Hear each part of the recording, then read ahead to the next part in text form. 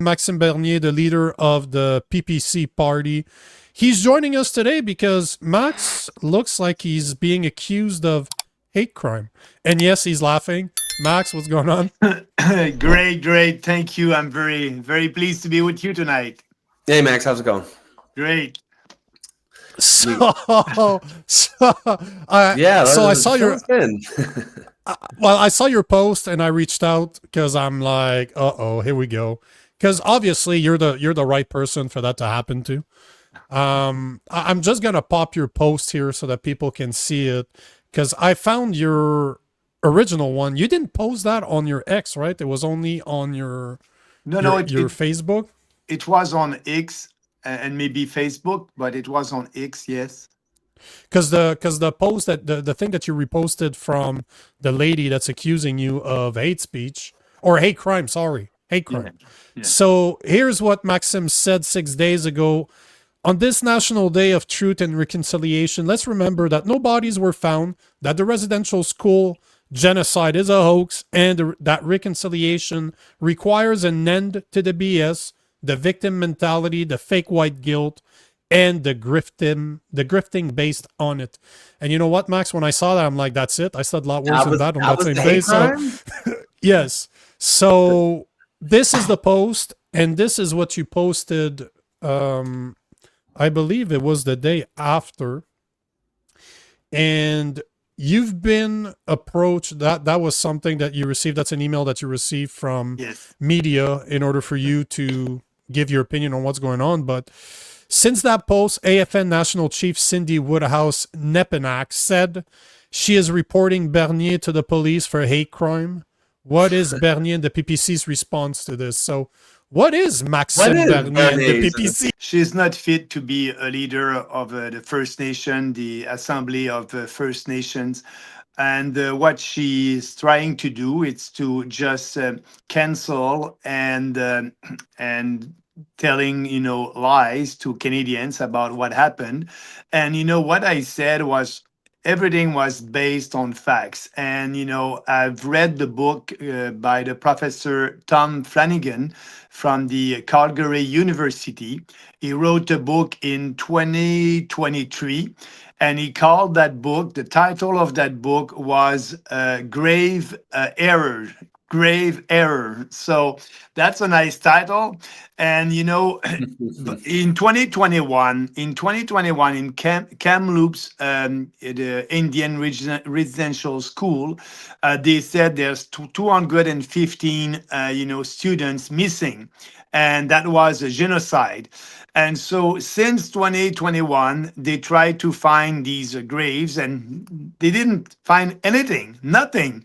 And so that's a lie. And they're using that to promote their ideology and try to cancel people who don't speak, don't think like them.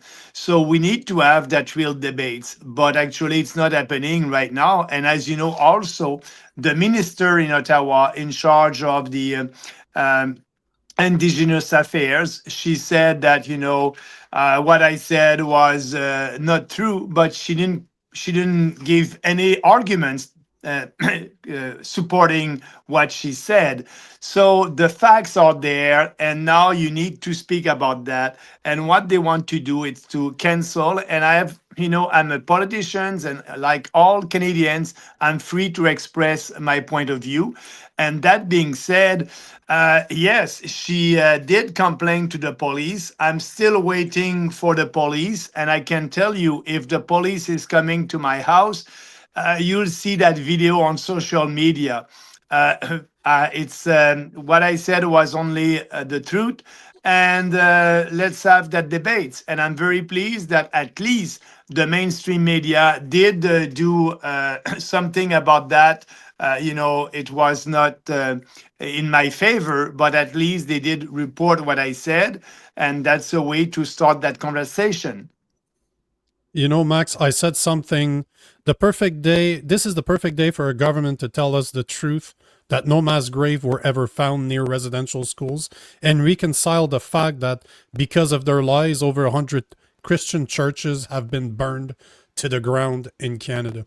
That was my post. And, It's a Maybe, fact. maybe you'll have the police also that will come at your It's a house hate and crime. ask you questions. But That's okay. at least right now, we don't have the Bill C9. The Bill C9 is not in force. But if the Bill C9, when I hope it won't, but if the Bill C9, sorry, is in force, it's all about ending our freedom of expression. And yes, it can be like in UK right now. As you may know, there's about 15 arrests in UK every day about people who wrote something on social media that their Yeah. opponent didn't like. But the freedom of expression and the freedom of speech is to protect the speeches that you don't like. And I don't want that happen here in Canada like in UK. That's why we are against the Bill C9. But maybe if the Bill C9 is in force in a couple of months, we won't be in a free society anymore in Canada. Yeah, yeah, Max, you brought up a couple of things there. The first is that what's going on in the UK, and that's pretty scary. I think we're all seeing videos, seems every couple of days, of some 70-year-old or 60-year-old grandparent getting a knock on the door by 4 cops at 2 a.m. because of a tweet they posted. And I think a lot of people are not aware this is going on, but it is, and it is in the UK, a very close country to us, very close in culture, and it can happen here as well. And I also, you had mentioned that free speech is meant to protect speech you don't like, and that's a point a lot of people don't really seem to get these days. Is you don't need to protect popular speech. Everyone already agrees with it. It doesn't need protection. It's the speech you might not agree with. So I wanted to ask, have you had any blowback from this officially? You haven't had a knock on the door by the Mounties or anything like that? Not right now, not right now. Maybe it can happen. I received the visit of the police during COVID-19 at my house maybe 2 or 3 times because I was doing rallies, and they wanted to give me tickets and telling me that, I risk to have more fines if I'm not following the law. And I did not, as you know, like other politicians at the provincial level. Not in Ottawa. Actually, everybody were in favor of these lockdowns, but I was fighting for that. So I would be surprised if I have the visit of the police on a tweet like that. It will be, if that happen. Actually, you'll know it. I'll put everything on social media. But that being said, it's a new way of trying to cancel or silence your political opponents. It is like tyrants, they're using the police to silence you. And the chief wanted to do that. She wanted to use the police to try to silence me. And telling the truth, actually, because I'm challenging everybody. Tell me what I said if there's something that is not true. Just tell me that. And nobody did it up to now, and they weren't able to do it. So let's have that discussion. But yeah, we are in a very difficult time for our freedoms here in Canada, and we need to fight. But it's not even just Canada, Mexico today, because obviously we spoke about the UK, we spoke about what's going on in Australia. You're starting to see what's happening in France and Germany. People are starting to stand up like, whoa, whoa, whoa, whoa, this needs to stop. But then the Mexican President's Party today, they announced a new law. They're trying to pass a new law called anti-meme law. And if you make fun of a public figure, you could be facing anywhere between 3 to 6 years in prison for a meme. Jesus.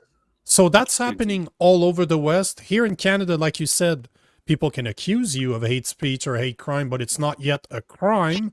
But considering that they're pushing Bill C2, Bill C8, Bill C9, and they've said that they would retable Bill C63, which they all have, I've read all of those bills, and they all have portions of censorship and surveillance in every single bill. They spread it out over 4 bills, right? Do you think that's what they're doing? They're trying to censor us from many different ways so that we can't figure out, or the average person won't figure out that that's exactly what they're doing. That's why they're splitting it into 4 bills. Yeah, I think you're right about that. And look what they did for the doctors who were, against the COVID shot. The big, big. Google and all these tech firm decided to cancel them and shadow ban them, and that was very efficient. And I think they have learned from that, and they want to do the same for everybody in the population. With the bill C8, they can disconnect you from the internet. You won't be able to have an internet providers. You won't be able to express your point of view on social media. That's the bill C8. And C2, it's crazy. It's about being sure that they're gonna shut down everybody who is not in line with the government narrative. And I think they want to do that. They saw during COVID that we were there online and in person, and fightings and doing some rallies. And the last one, as you know, was the Freedom Convoy. They didn't like that, and I think they want to use that. But all that is coming from the UN. It's coming from the World Economic Forum. That's their philosophy, and like you said, they are imposing that in Canada, in UK, and in other countries. But we are a sovereign country. We can decide which legislation we will pass or not. And so now that's the Carney government. And Carney, the first thing that he did when he was elected is to go to Europe and UK and speaking with all these globalists or leftists. So he's bringing these ideas and legislations here in Canada. And it's a fight that we must do, but a lot of people don't realize what is happening in our country right now, and that's a wake-up call. Just the fact that the chief called the police on my tweet, people must wake up. And it's happening, and it will happen more if these bills passed in parliament this fall. Yeah, and I think the important thing to highlight here is, first of all, even if you gave an opinion that maybe was offensive, that should still be allowed. That's what free speech Who allows. cares? But yeah, exactly. But it wasn't even that. This is not your opinion. These are just facts. There really were not one body has been found. Not one grave has been found. That's not Maxime Bernier's opinion. It's wild when we're getting to a place where uncomfortable facts are now hate speech. That's a pretty scary place. And they try to criminalize your emotions. And if I can just read the new definition in the bill C9 about hate crimes, they said, it would make it illegal, the bill C9, to express emotions of hatred defined as, and I quote, emotions that involved detestation or vilification, and that is stronger than dislike. More than disdain. Yes. So it's huge. It can be everything. Anything. It can be. It's very, very dangerous, and we don't know what the opposition, the Conservatives and Poilievre will do. Poilievre said that he will vote against C2, but what about C8 and C9? What about the Bloc Québécois in Quebec? All these establishment politicians must wake up and work for us, the population. There's only one that I wanted to bring up, and it's funny, I wanted to bring that up because there's only one, as for what I know, that spoke against C8 and C9. It's a woman by the name of Dr. Leslyn Lewis. She's a conservative. I posted her video this morning. She went against C8. She was bang on. She used an example of a woman saying something against the government, getting her internet cut off. She was bang on. Everything she said was bang on. And then she published another video. I haven't had time to watch it, but it's about Bill C9. So yes, you're right.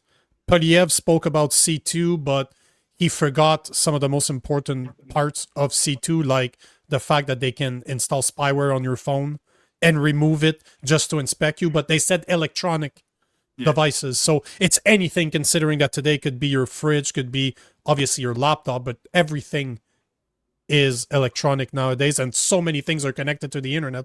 But the point is that it took 2 months for Pierre Poilievre to talk about C2. Now, now they're talking about C8, C9. I don't know. To me, if that was me, I would be flipping tables. That is all I would be talking about. If you look at my social media, I've been talking about it basically every day. Like, what the fuck are you guys doing? Like, this cannot pass. That means I have to leave the country or I'm going to go to jail, because there's no timeline on this either, right? They didn't put any timestamp as in, okay, so if I wrote something a year ago and it's hurting your feelings today, because obviously the internet never forgets, am I still going to be accused? Of course I will. Yeah, absolutely. Absolutely. What Poilievre is doing right now, I know them. So they are taking times to do pollings and focus group. Yeah. And, maybe in 2 or 3 weeks, Poilievre will come with a nice new slogan against or for the bill. I don't know. But that's the way they're doing politics. But the common sense is, evident there. You cannot accept a bill like that in a democratic country. We have a charter of rights and all that. They can do that without the approval of a judge, without a warrant. The police will be the judge about hate crime. Somebody can complain to the police like the chief did to me a couple of days ago, and the police will decide, and they can come and speak with you, and you can go in jail for expressing your emotions or your point of view. It will be an authoritarian country. That will be the fact. Yeah, we earlier in the broadcast we were discussing MAID, but we said we used the word dystopian and Orwellian, several times, and I feel like that also applies, to this conversation here. That definition you read from Bill C8 about what hate is. We actually did a pretty deep dive into that bill a few weeks back, and we lock onto that sentence too. This idea that it's worse than disdain. It evokes emotion that is stronger than it's not as bad as dislike, but worse than disdain. And it's like, how can you apply a legal standard to that, right? How can you prove that in a court of law? Like, here's the evidence that this person they didn't just dislike it. It was more than disdain. It's a nonsensical concept, and this is being written into law. If nothing else, this is just bad law, bad policy. And we know that, maybe every Canadian had these emotions. Bad emotions are normal. You can have a disdain for somebody or dislike somebody. That's normal. And so that's why they want to criminalize your emotions. And I never saw that in any legislation before. And I don't know why, we're supposed to have, more people speaking against that, but only one group who are defending, our rights, the civil society. I forgot their name. They wrote, they wrote to the federal government about that. But, the mainstream media are not there. It's like, it's normal, and the Global Mail, the National Post, La Presse here in Montreal, they didn't write anything about these bills, and that's important. They're in Parliament right now, and the debate is starting. So these bills can be enforced before Christmas. Before we let you go, I wanted to ask you, because tomorrow at 10 a.m. we should be hearing the decision on the court case of Chris Barber and Tamara Lynch. What do you think is going to happen? Well, I hope that, they won't have any more time in jail, because they were in jail. That's it. That must end. But, I don't trust these judges. They're woke. And so I'll be there. I'll watch that also at 10 o'clock. And we, the People's Party, were always behind them, and since the beginning of all that. And, I hope that they did their time. And the next step would be for them to sue the federal government for the freedom that they lost for nothing. So in a civil court, I don't know if they'll do it. I think they will after that. But, it will be huge if they have to go back in jail. We'll see. But also the Crown were asking for how many years more in jail? That was crazy. 15 years or something like that. I don't remember exactly. 7. It was 7 to 8 years for Mischief. 7, yeah, that's crazy. So Wow. we'll see that tomorrow. But I'm behind them 100%. Max, I want to thank you for coming on the show. I want to thank you for telling us what's going on. I'll keep in touch because I'm really curious to see what happens when, or if, when, either or, the police shows up to your place to complain. So I'd love for you to come back to speak about the video that you'll release online. But thanks for being here, Max. Yeah, thank you, Nico. Thank you, Rob. Thank you, guys. Yes, for sure. I'll keep you informed. Have a nice evening. Absolutely. Yeah, you do. Bye, Max. Bye.